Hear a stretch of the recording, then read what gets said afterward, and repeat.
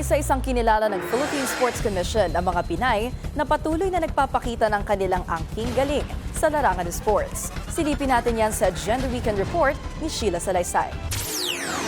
Pinarangalan ang Filipina athletes sa katatapos lang na Women in Sports Awards na pinangunahan ng Philippine Sports Commission at Philippine Commission on Women.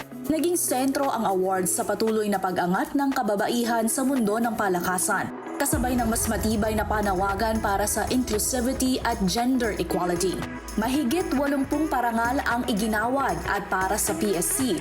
May malinaw na mensahe ito para sa susunod na henerasyon ng mga atletang Pinay. Dapat lang bigyan natin ng parangal, dapat lang pasalamatan natin para lang all the young women, yung mga bagong atleta, yung mga young kids natin na nag-iisip, ako ba'y magiging atleta? This is a perfect way of saying, yes, please be an athlete and represent the Philippines.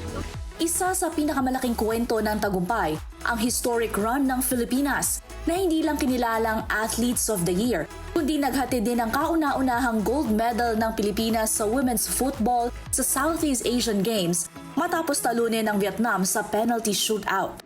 Para kay Ina Palacios, ang tagumpay ay nagsisimula sa passion. Enjoyin niyo lang yung ginagawa niyo at saka mahalin niyo ng todo. Kung para sa Pilipinas, para sa sports, para sa kinabukasan ng mga bata. Kinilala rin bilang Para-Athlete of the Year ang para-swimmer na si Angel May Autumn. Matapos ang kanyang dominanteng kampanya sa 13th ASEAN Para Games, kung saan nag-uwi siya ng 5 gintong medalya. Patuloy lang kayong mangarap at lalong-lalong pagkatiwalaan niyo yung sarili niyo sa sarili niyong kakayahan.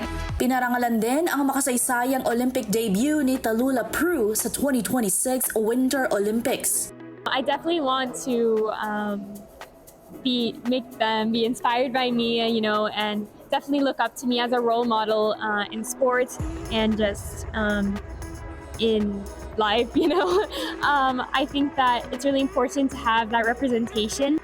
At patuloy din kinilala ang lakas ng Pilipinas sa katauhan ng 2-time Olympic medalist na si Nesty Petesio. Palaban po tayo. Lahat ng Pilipino palaban tayo, pero mas palaban ng mga kababaihan. Ang Women in Sports Awards ay selebrasyon ng kapangyarihan ng mga kababaihan sa palakasan.